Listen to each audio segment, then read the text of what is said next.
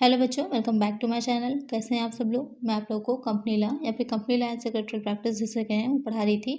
उसमें मैंने पहले 2 वीडियो अपलोड करी थी जिसमें आप लोग को बताया था कि कंपनी क्या होती है, उसके टाइप्स क्या होते हैं। आज की वीडियो में हम पढ़ेंगे कि कंपनी का गठन क्या होता है, फॉर्मेशन ऑफ कंपनी क्या होता है। ये जानने के बाद कि कंपनी क्या है, उसके प्रकार क्या होते हैं, हमको ये इंपॉर्टेंट है जानना कि किस तरह से एक कंपनी को बनाया जाता है, किस तरह से एक कंपनी पूरी तरह अस्तित्व में आती है, उसका काम शुरू होता है। तो आज की वीडियो में हम वो पढ़ेंगे। तो वीडियो शुरू करने से पहले आपको क्या करना है, चैनल को सब्सक्राइब नहीं किया है तो जल्दी से चैनल को सब्सक्राइब कर लेना है, वीडियो को लाइक करना है और फिर साथ वीडियो को शेयर करना है। आइए शुरू करते हैं। जब हम कंपनी के गठन की फॉर्मेशन की बात करते हैं तो वहाँ पर हमारे लिए 3 चीज़ें आती हैं मेनली। अगर हम इसके जो है समझें, अगर डिवाइड कर करके अलग, तो 3 चीज़ें आती हैं। एक हो जाता है कंपनी का प्रवर्तन, प्रमोशन जिसे कहेंगे, कंपनी का निगमन या रजिस्ट्रेशन आ जाएगा। उसके बाद व्यवसाय प्रारंभ करना, बिजनेस को शुरू करना, कॉमेंसमेंट ऑफ बिजनेस। तो इसको 3 तरह से हम समझेंगे। तो सबसे पहला पॉइंट जो हमारा आता है वो हो जाएगा प्रवर्तन, यानी कि प्रमोशन करना। वैसे तो प्रमोशन आप जो दूसरे मतलब में लेते हैं, लेकिन यहाँ पर जो प्रमोशन का मतलब है प्रवर्तन हो जाएगा। प्रवर्तन क्या होता है, किसी भी चीज़ की शुरुआत करना। सबसे पहले एक विचार आना, कोई थॉट आना कि इस तरह की कोई कंपनी हम खोल सकते हैं, बना सकते हैं या इस तरह का काम हम कर सकते हैं, वो हो जाता है प्रवर्तन। इसमें क्या रहेगा कि इसमें जो है, जो व्यक्ति है जो सोच रहा है कि हमें इस तरह की कोई कंपनी बनानी है या इस तरह का व्यवसाय करना है, तो क्या क्या चीज़ें सोचेगा कि व्यवसाय का कितना क्षेत्र होगा, कहाँ तक वो फैला होगा। जो भी चीज़ हम बनाने की सोच रहे हैं, जैसे कुछ मैन्युफैक्चरिंग कंपनी हम अगर सोच रहे हैं, किसी चीज़ को बनाना है, मैन्युफैक्चर करना है, तो उसमें रॉ मटेरियल कहाँ से आएगी, कहाँ से वेजेस होंगी, कहाँ पर अपना जो कारखाना होगा, फैक्ट्री होगी, मिल होगी, वो लगाएंगे, कैपिटल कहाँ से आएगी, ये सारी चीज़ें वो सोचता है। कंपनी को शुरू करने से पहले जो भी उसकी वैधानिक आवश्यकताएं होती हैं, जो उसे पूरी करनी होती हैं, जो लीगल फॉर्मेलिटीज़ होती हैं, औपचारिकताएं होंगी, वो उसे पूरी करनी होंगी, वो सारी चीज़ें वो सोचता है। तो ये हो जाता है कंपनी का प्रवर्तन। ये सोचना है कि किस तरह से एक कंपनी को हम शुरू करेंगे, उसे एक रन मिलाएंगे, व्यवसाय उसका शुरू करेंगे, वो हो जाता है आपका प्रमोशन ऑफ कंपनीज, कंपनियों का प्रवर्तन। अच्छा, अब बात आती है कौन सा व्यक्ति ये कार्य करेगा। तो जो व्यक्ति इस कार्य को करता है वो क्या हो जाता है, प्रवर्तक कहलाता है, प्रमोटर कहलाता है। एक क्वेश्चन आप लोगों में आता है, प्रवर्तक कौन होगा, उसके दायित्व क्या होते हैं, अधिकार क्या हैं, रिस्पॉन्सिबिलिटीज़ और उसकी ड्यूटीज़ क्या होती हैं प्रमोटर की, ये क्वेश्चन आप लोगों में आता है। तो जो प्रवर्तक होता है, ये जितने भी प्रमोशन के कार्य हैं, जितने भी प्रवर्तन के कार्य हैं, जो व्यक्ति करता है वो हो जाता है प्रवर्तक। कि व्यापार को स्टार्ट करने से पहले उसके बारे में रिसर्च करना, जानकारी लेना, कोई एक योजना बनाना, उसके अनुसार ही कंपनी का बनाना, उसका निर्माण करना, उसकी जो भी लीगल फॉर्मेलिटीज़ हैं इन सबको पूरा करवाना, वो सब कार्य जो भी व्यक्ति करेगा वो हो जाता है प्रवर्तक या फिर प्रमोटर। इसके बारे में जो सर फ्रांसिस पामर थे, उन्होंने एक डेफिनेशन दी थी कि प्रवर्तक एक ऐसा व्यक्ति है जो एक कंपनी के निर्माण की योजना बनाता है, पार्षद सीमा नियम और अंतर नियम को तैयार करवाता है, उनकी रजिस्ट्री करवाता है और प्रथम संचालकों को चुनता है और प्रारंभिक अनुबंधों की शर्तों को तय करता है और यदि आवश्यकता हो तो प्रारूप बनवाता है और उसे प्रकाशित करने और पूंजी एकत्र करने का प्रबंध करता है। तो इस डेफिनेशन से आपने देखा कि जो प्रवर्तक होगा, प्रमोटर होगा, उसके क्या क्या काम होते हैं। वो कंपनी की योजना बनाता है, उसका निर्माण करता है, सीमा नियम, अंतर नियम। अभी आप आगे पढ़ेंगे कि मेमोरेंडम ऑफ एसोसिएशन और एसोसिएशन ऑफ आर्टिकल्स होता क्या है। आगे के जो चैप्टर्स इसके मैं जब पढ़ाऊंगी तो वहाँ पर आप इसको पढ़ेंगे डिटेल में। काफ़ी इंपॉर्टेंट है दोनों चीज़ें, सीमा नियम और अंतर नियम। आगे चैप्टर्स में आप पढ़ेंगे।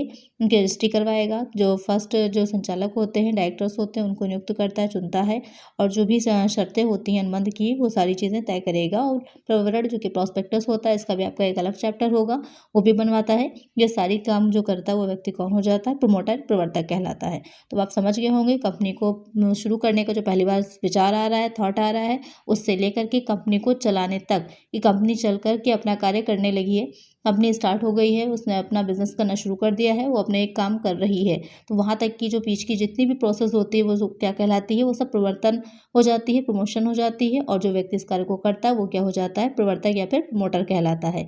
अब हम पढ़ते हैं कि प्रवर्तकों के कार्य क्या होते हैं, फंक्शंस ऑफ प्रमोटर्स का। वैसे तो इस डेफिनेशन से काफ़ी चीज़ें आप लोग को क्लियर हो गई होंगी कि प्रमोटर्स कौन से कार्य करता है। अब थोड़ा सा डिटेल में हम इसे समझ लेते हैं कि प्रमोटर्स के कौन से कार्य होंगे।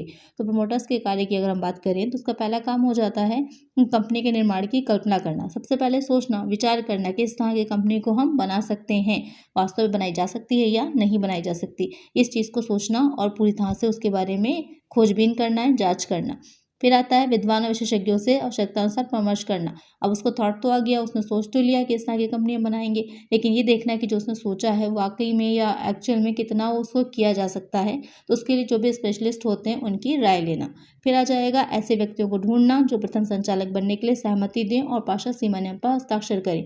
आपको पता ही होगा जो कंपनी के प्रथम संचालक होते हैं वो कौन चुनता है, उनको चुनते हैं जो प्रमोटर्स होते हैं, प्रवर्तक होते हैं, वो चुनते हैं। क्योंकि तब तक कंपनी क्या होता है, अस्तित्व में आई नहीं होती है, कार्य करना शुरू नहीं करती है, तो जिस वजह से जो उसके शेयर होल्डर्स हैं, अंशधारक नहीं होते हैं जो अपनी साधारण सभा में प्रथम संचालकों को चुनेंगे। तो जो प्रथम संचालक होते हैं उनको नियुक्त प्रवर्तक करते हैं, तो वहाँ पर वो नियुक्त किए जाएंगे और वो जो पार्षद सीमा नियम हम बनाते हैं उस पर अपने हस्ताक्षर करते हैं, सिग्नेचर करते हैं। उसके बाद कंपनी का नाम क्या होगा, उद्देश्य तथा पूंजी का निश्चय करना यदि आवश्यकता हो, तो ये सारे काम अभिगोपन करना, ये सारे प्रबंध कौन करता है, प्रवर्तक करता है। कंपनी का नाम बहुत इंपॉर्टेंट होता है, किस तरह की कंपनी है, पब्लिक है, प्राइवेट है, ये सारी चीज़ें इंपॉर्टेंट होती हैं, उसी के अकॉर्डिंग नाम रखा जाता है। उद्देश्य क्या होगा, किस लिए कंपनी को गठित किया जा रहा है, वो क्या कार्य करेगी, उसकी पूंजी कितनी होगी, ये सब आप आगे जो पढ़ेंगे चैप्टर मेमोरेंडम ऑफ एसोसिएशन पार्षद सीमा नियम, उसमें ये वाक्य हैं, ये सब कॉज हैं, पूंजी वाक्य है, उद्देश्य वाक्य है, ये सारे वाक्य हो जाएंगे जिसमें डिटेल में समझाया गया है। आगे जब चैप्टर पढ़ाएंगे आप लोग को तो वहाँ पर इसको हम डिटेल में डिस्कस करेंगे। उसके बाद आ जाता है यदि कंपनी किसी व्यापार का क्रय करने के लिए बनाई गई है तो उस व्यापार को क्रय करने के लिए आवश्यकता अनुसार बातचीत करना व क्रय किए गए व्यापार के संबंध में राय प्राप्त करना। कभी कभी आपने जो पढ़ा होगा फाइनेंशियल अकाउंटिंग में कि जो कंपनियां होती हैं आपस में एक कंपनी को खरीदने के लिए दूसरी कंपनी का गठन किया जाता है, जो सब्वेरिएंट वगैरह होता है उसमें होता है।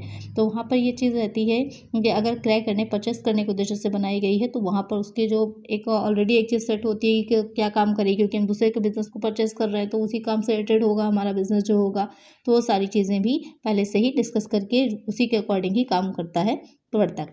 फिर आ जाएगा कंपनी के रजिस्टर्ड ऑफिस को तय करना कि किस राज्य में किस स्टेट में कंपनी जो है बनाई जा रही है तो उसका रजिस्टर्ड ऑफिस भी उसी स्टेट में होता है। फिर पार्षद सीमा नियम तारतम्य नियम को तैयार करवाता है।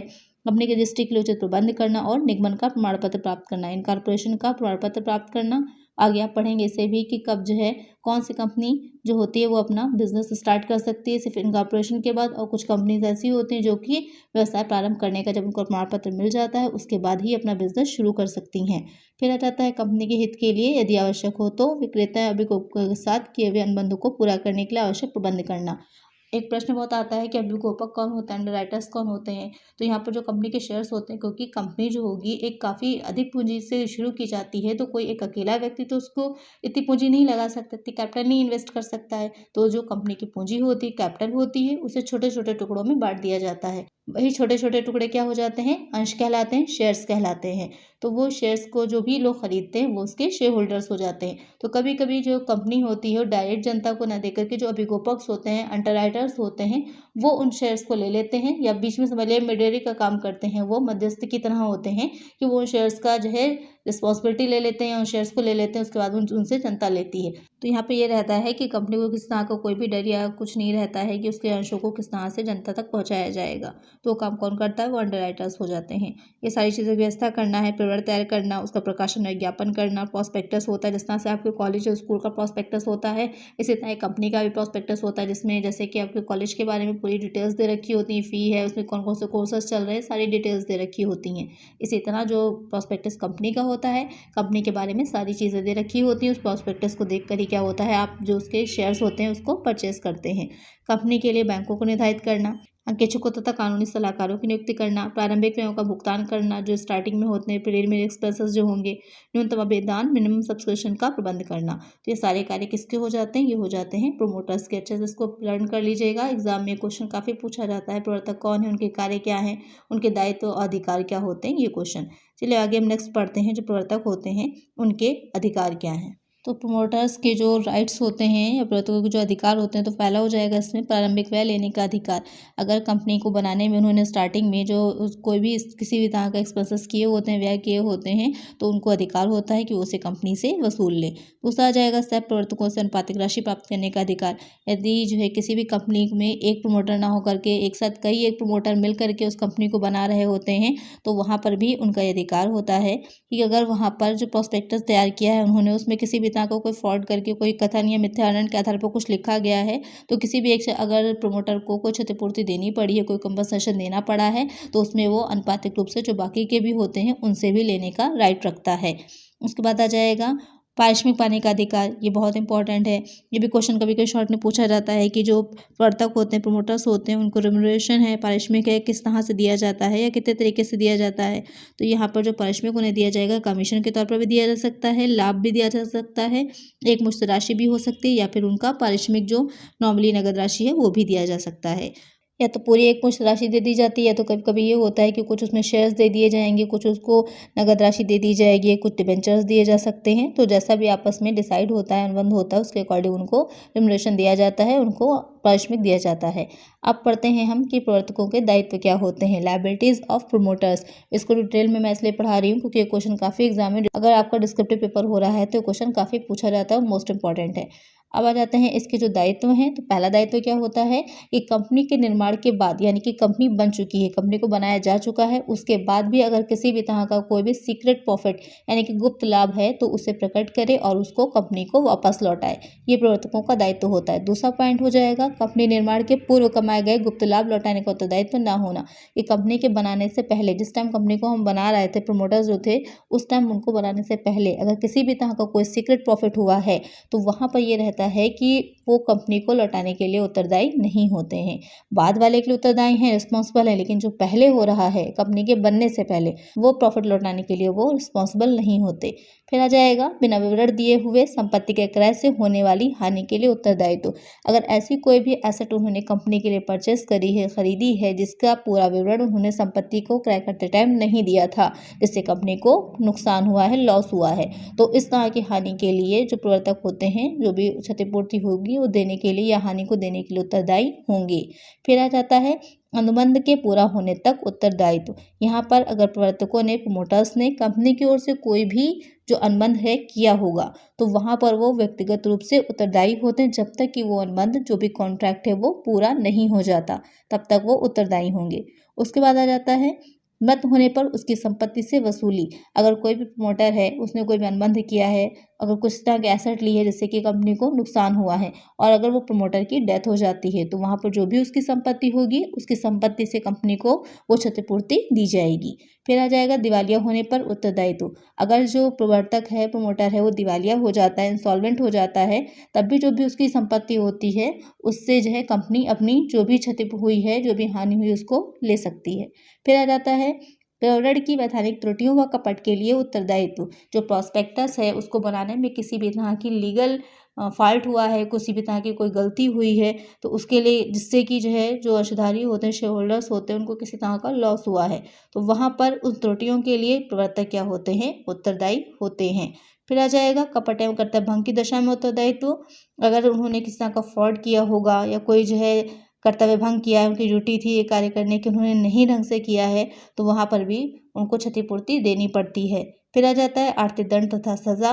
तो अगर जितनी भी चीज़ें बताई गई हैं उनमें किसी तरह का कुछ गलत हो जाता है तो वहाँ पर उन्हें दंड या सज़ा दिया जा सकता है, जिसमें रहेगा आपका अधिक से अधिक 10 वर्ष की सज़ा होगी, या फिर आर्थिक हानि या उससे 3 गुना राशि के बराबर उनको दंड दिया जाएगा, या फिर दोनों ही चीज़ें दी जा सकती हैं।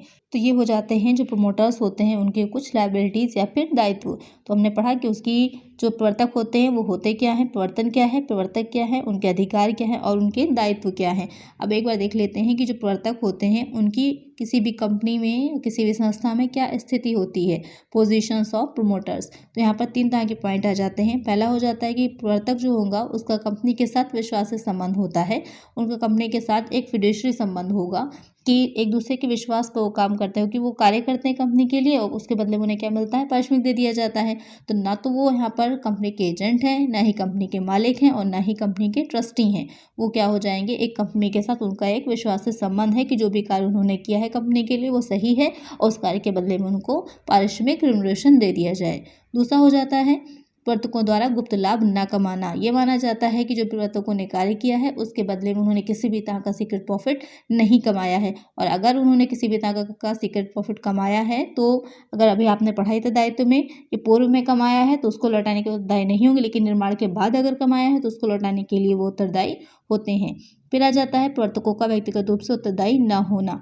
यहाँ पे ये चीज़ है कि जो भी प्रमोटर्स होते हैं अगर उन्होंने अपना काम पूरी ऑनेस्टी के साथ किया है, पूरी सावधानी के साथ किया है, उसके बाद भी किसी तरह की कोई त्रुटि हो जा रही है, कोई गलती हुई जा रही है, क्योंकि ज़ाहिर बात है किसी भी चीज़ को नए तरीके से बना रहे हैं तो उसमें कभी कहीं पर कोई भी त्रुटि रह सकती है। ज़रूरी नहीं होता उन्होंने जानबूझ करके किया हो, बाई चांस भी ऐसा हो सकता है। तो उसके लिए उन्हें व्यक्तिगत रूप से उत्तरदायी नहीं ठहराया जाता है। तो यहाँ पर 3 तरह की चीज़ें आ जाती हैं। विश्वास संबंध होगा उनका, गुप्त लाभ नहीं कमाएंगे ऐसा माना जाता है, और साथ ही वो व्यक्तिगत रूप से उत्तरदायी नहीं होते अगर उन्होंने अपना काम पूरी ईमानदारी के साथ किया होता है।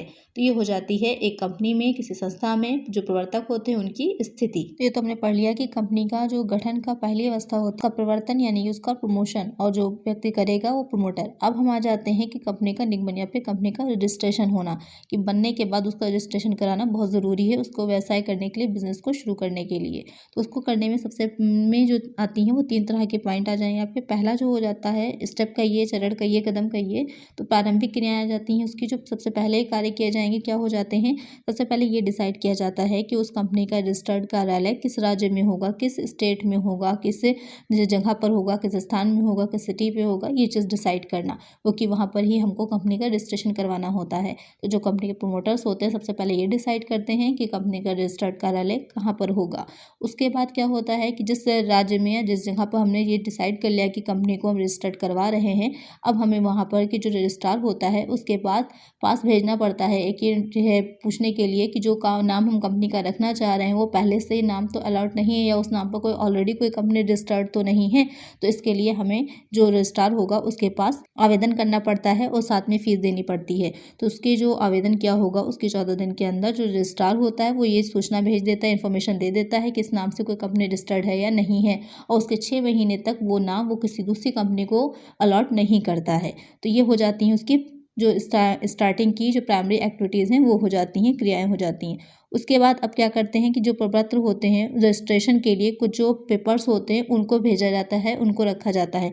प्रपत्र कौन से हो जाएंगे, जो पहला हो जाता है पार्षद सीमा नियम, मेमोरेंडम ऑफ एसोसिएशन, बहुत इंपॉर्टेंट होता है। पार्षद सीमा नियम नाम से ही क्लियर हो रहा है, सीमा कंपनी के चारों तरफ एक बाउंड्री बना देता है, एक सीमा बना देता है कि कंपनी इसके अंदर ही कार्य करेगी, इसके बाहर कार्य नहीं कर सकती है। तो उसमें कंपनी का नाम होता है, कंपनी का उद्देश्य होता है, किस पर्पज से कंपनी बनाई जा रही है, वो क्या कार्य करेगी, वो चीज़ें आ जाएंगी, कितनी पूंजी से कितनी कैपिटल से बनाई जा रही है, उसकी अथोराइज्ड पूंजी आ जाती है। तो पार्षद सीमा नियम में जो कुछ भी लिखा होता है, जो उसके वाक्य होते हैं, उसके कॉजेज होते हैं, उसको चेंज करना आसान नहीं होता है। कभी कभी कुछ कॉजेज को चेंज करने के लिए आपको केंद्र सरकार की अनुमति लेनी पड़ती है, कभी कभी जो रजिस्ट्रार होता है उसकी अनुमति लेनी पड़ती है। काफ़ी जो है प्रॉब्लम्स होती हैं, इतनी आसानी से आप उसे चेंज नहीं कर सकते हैं।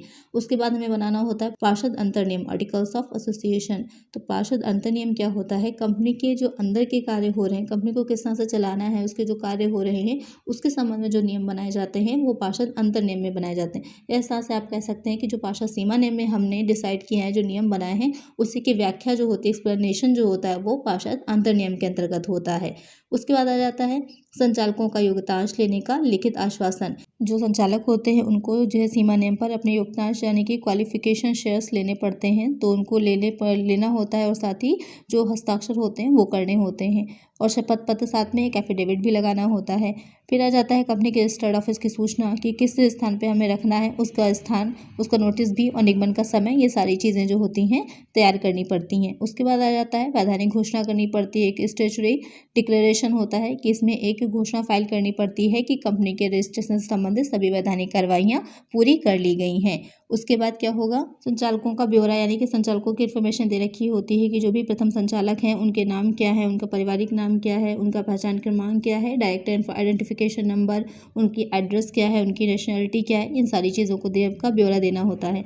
उसके बाद आ जाता है प्रथम संचालकों का अन्य कंपनियों में हितों का ब्यौरा व लिखित सहमति, कि जो भी संचालक हैं, डायरेक्टर्स हैं, जो फर्स्ट संचालक और डायरेक्टर्स होते हैं, अगर उनको किसी और भी कंपनी में संचालक हैं तो वहाँ पर उनको बताना पड़ता है कि वो कौन कौन सी कंपनी में है, और साथ ही लिखित सहमति भी देनी होती है उसके लिए। फिर आ जाता है नियत शुल्क देना, पेमेंट ऑफ प्रिस्क्राइब्ड फी, कि रजिस्ट्रेशन कराने के लिए जो भी फ़ी होती है वो उनको पे करनी पड़ती है, जिसका भुगतान जो होता है भारत के रिजर्व बैंक में भारत के सार्वजनिक खाते में in the public accounts of India इसमें किया जाता है।